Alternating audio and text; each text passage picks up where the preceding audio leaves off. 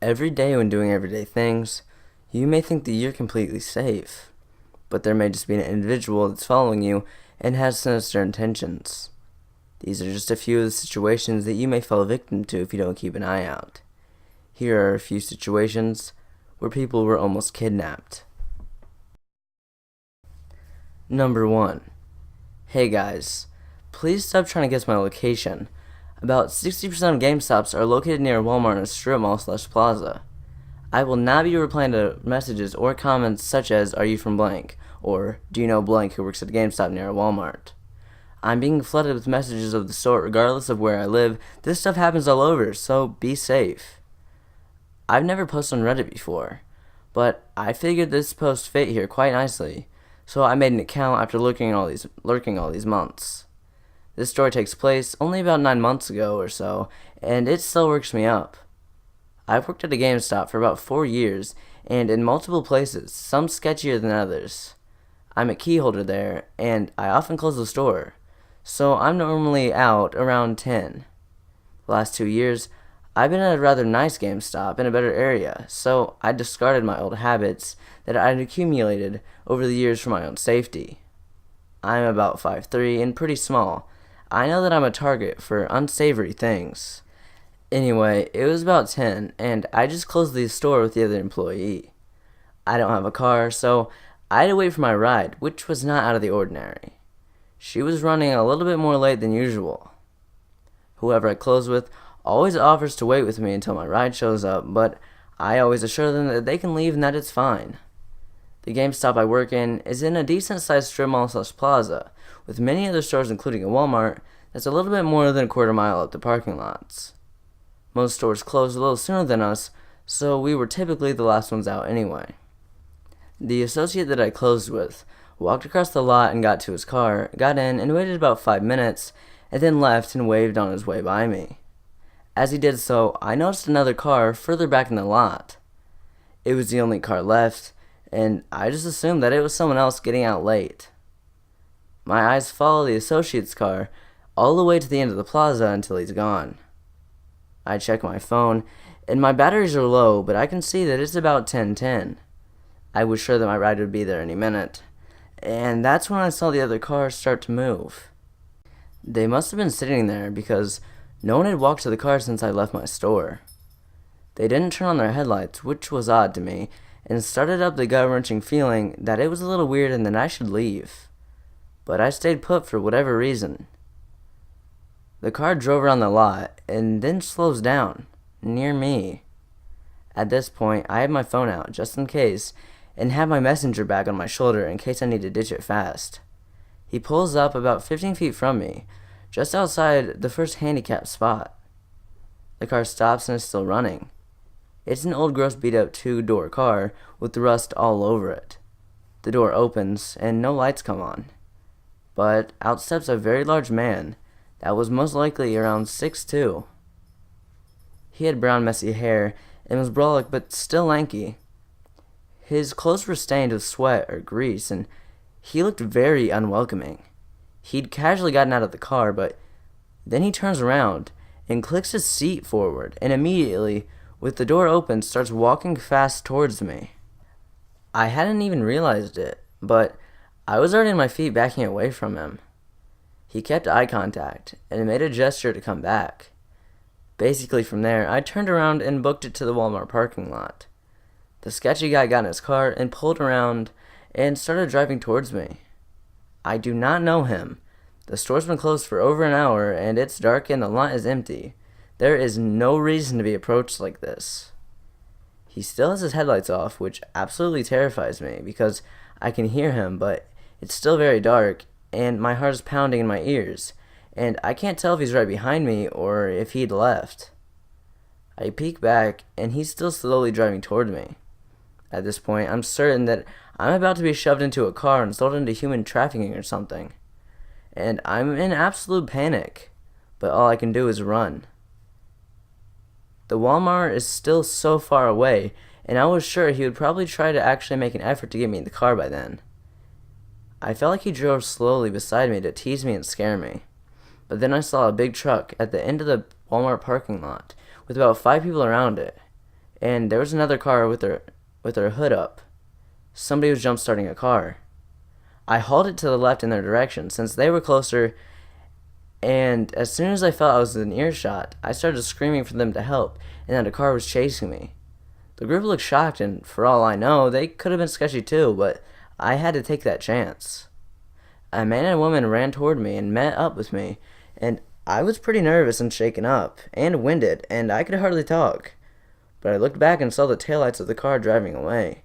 I walked towards the rest of the group, which was just a few people attempting to jump another car.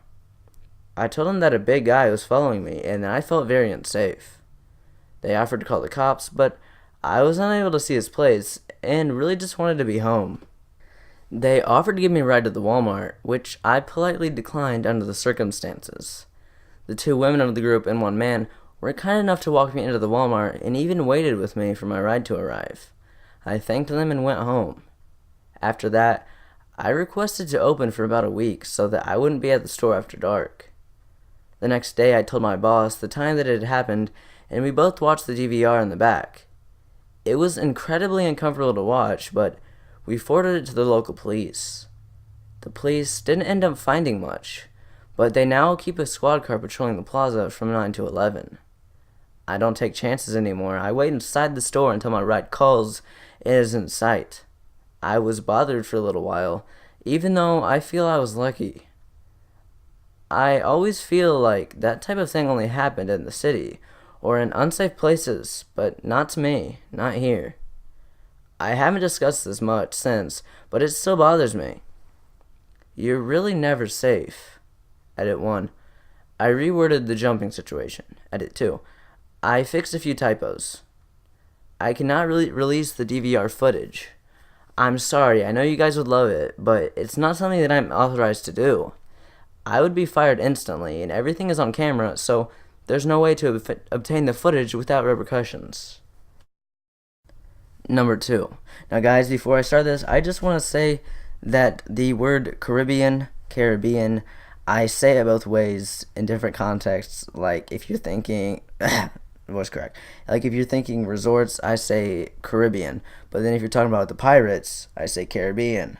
So if I accidentally say it, either way, like different ways in the story, I'm really sorry. Can't help it. It just kind of happens. Anyway, this story happened in the early 2000s. I was vacationing in the Caribbean with my family when I was 9 or 10. This particular island, like many in the Caribbean, was largely impoverished. Of course, the resort communities where all the tourists flocked to were beautiful slices of paradise. As a young kid staying at a fancy vacation spot, you really don't think about the reality that you're in a foreign country that you don't know very well. You're not familiar with what goes on outside of the gated resort, and you certainly aren't aware that as well as being known for gorgeous beaches, many islands are hubs for human trafficking, drug smuggling, etc.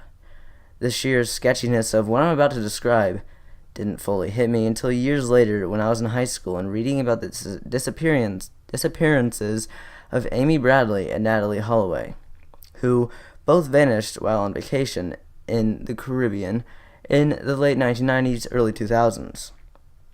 One night I left the resort with my family to go on one of those sunset boat ride sort of deals. We joined another family and took a shuttle to a marina that was maybe half an hour away from the resort. I remember that as we rode to the marina, I got sort of a sense of how destitute some of the less touristy areas of the island were.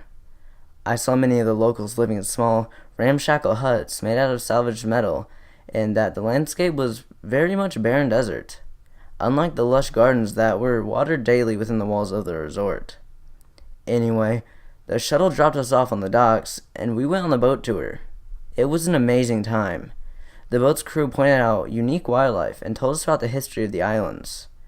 By the time we returned to the docks, it was pitch black out, probably around 11 p.m., and being barely 10 years old, I was thoroughly exhausted. I hopped out of the boat and walked along the dock, back towards the parking lot where the shuttle dropped us off earlier. My parents and the other adults weren't really paying attention to me, thanks to Captain Morgan and, sorry if I butcher this, Stella Artois. And by the time they'd gotten off the boat, I was probably a decent 200 feet in front of them. Now the marina itself was very well lit, but as soon as I turned the corner to the parking lot, I may as well have fallen into a cave. I could hardly see anything. I squinted my eyes to try to see if the van we'd arrived in was parked nearby. But after a few seconds, somebody suddenly grabbed my shoulder very tight. "Who did you come here with?" The voice was scolding, accusatory, and I immediately began freaking out because I thought that I was in trouble. "Somebody drove you here?" I began to speak and try to explain that I was with my family and we were waiting for our driver, but the man cut me off. "You drove here with me. Come to my car." At this point, the guy began pulling me further into the dark parking lot, toward a vehicle I'd never seen before. I wouldn't even say that I was panicking at this point. I was very confused and knew that something was definitely not right about the situation, but I'd been raised to listen to adults and didn't want to get in trouble for not listening to this guy. But as he continued to pull me toward his car, I realized that it was much too small to fit the number of people who I'd arrived with, and this is when I began really pulling back against the guy and was trying to break his grip. I was about to raise my voice and start screaming when suddenly a set of floodlights turned on and lit up the entire parking lot. My parents and the group of people we were with turned the corner and the guy immediately let go of my arm. I looked up at him and all I remember is that he looked scary. He was bald and had scars on his face. He was probably in his late 40s. Clearly, he didn't realize that an entire group of people were just 30 seconds behind me. His eyes were wide and he had a dumbfounded expression. One of the men who worked at the dock called out and said something to him, but he sort of threw up his arms and shrugged and quickly walked away. On the way back to the resort, my dad asked me something like, "What did that guy want from you?" And in my childish naivety, I think I pronounced that wrong. Tell me in the comments. Anyway, I said, I think he thought that I rode in on a shuttle and that I was lost or something. Apparently, this explanation was perfectly reasonable because we never really spoke about it again. Anyway, I guess the moral of the story is if you have young children and like to take them with you to exotic or unfamiliar locations, remind them to be smart and keep their guard up, even in paradise. Number 3. I'm going to preface this encounter by stating that I grew up with a very terrible childhood. I might go into more detail with some stories, but my childhood isn't the focus of this. However, it is important to state that because of my terrible childhood, I have an attachment disorder. I get very attached to people very quickly, and that's the one thing that probably saved her life. I was sorta kinda adopted about 2 years ago by this amazing woman and her 2 kids. I say sorta kinda because I'm a legal adult, and therefore she didn't legally adopt me. She did take me out of the street though and claim me as her oldest duckling. She gave me the kind of love I've craved since I was a child. And because of that, I'm forever in debt to her. That's where the story begins. Just over a year and a half ago is when this all happened. I'd only been living with my adopted mother, Claire, and her 2 children, Rose and David, for about a month, maybe a month and a half. I worked just a few streets away from our home, and it was a perfect setup. I was at work on this particular day when I got a call from Claire. She had to take David down to the city for a specialist appointment, and Rose was supposed to be on the bus to daycare, but had somehow gotten on the bus to come back to the house instead. She was going to arrive home to an empty house because Claire wouldn't be able to drive home in time to get her. Rose had only just turned 6, so naturally, Claire was worried about her. It was then that I decided to leave work early to get her off the bus and take care of her until her mother and brother got home. My work had a bit of a problem with it, but I didn't really care. I remember having this nervous feeling as I walked home.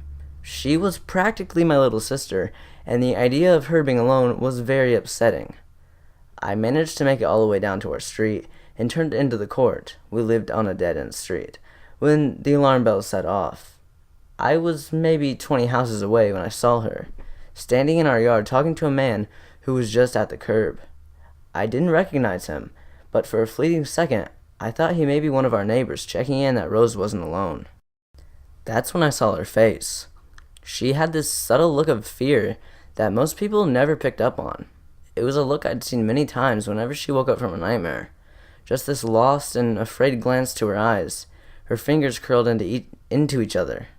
It made my blood boil, and before I knew it, which was stupid of me, thinking back, I realized I could have taken her and ran.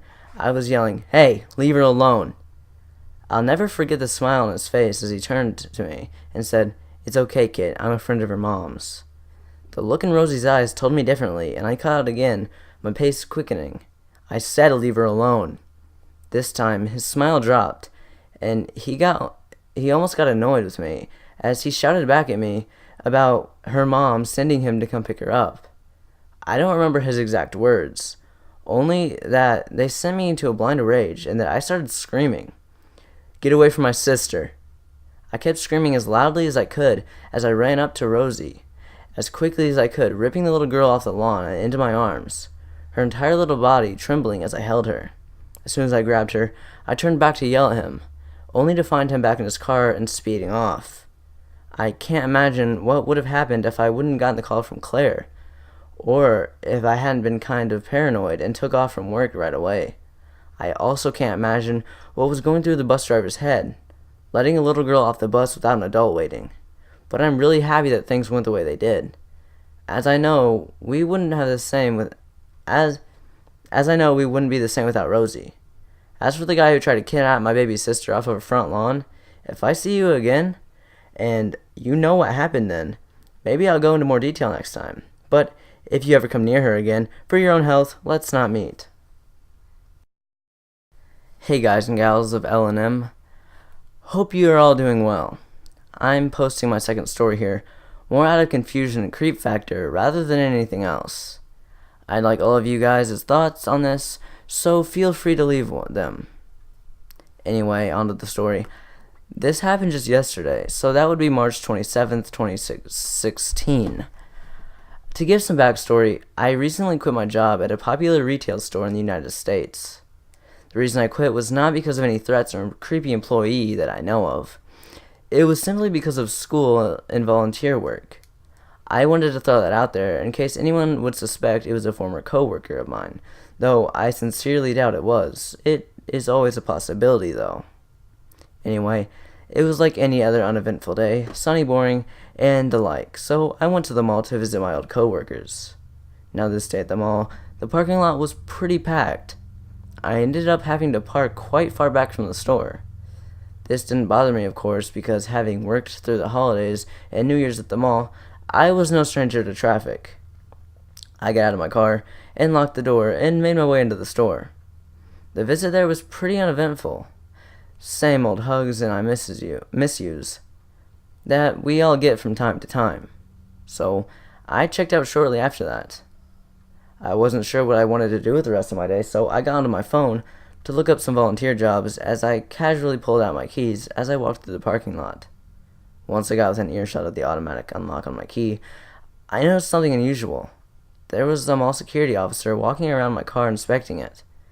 This in itself was an enormous source of confusion to me. I'm not one to show off, but I'm currently a criminal justice student on my way to becoming a police officer. Naturally, I humbly believe that I would never be a suspect of pretty much anything. As I walked closer to my car, the officer noticed me and unlocked it once again with the automatic unlock, and that's when he spoke to me.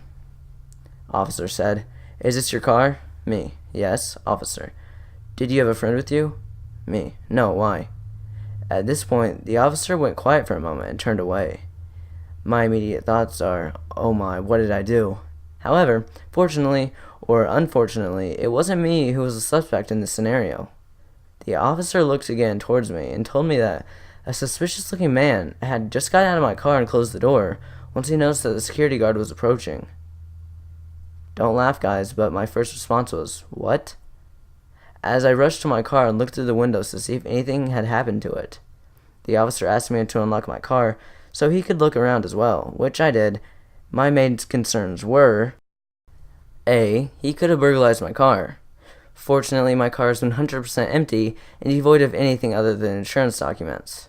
B, he could have stashed drugs or a weapon in my car, which would be safer to deal with and report right now since it was obvious and I wasn't to blame for it. But what the officer told me next was something that deeply disturbed me. The man hadn't stolen anything, nor had he hidden anything illegal in my vehicle. Instead, apparently he was actually lying down in the back seat of my car when the officer had initially made contact with him. Now, there's only two things that could have happened in this scenario. Either the man had planned to rob me or carjack me the moment I sat inside my vehicle, or his target was me. Now, I don't know why anyone would want to abduct me, but I would never leave these things open to possibility. What concerns me is that had I left my car door unlocked, or did he somehow open it? What did the man want? Me, my belongings, or both? I made another mistake, which is probably going to drive you all crazy.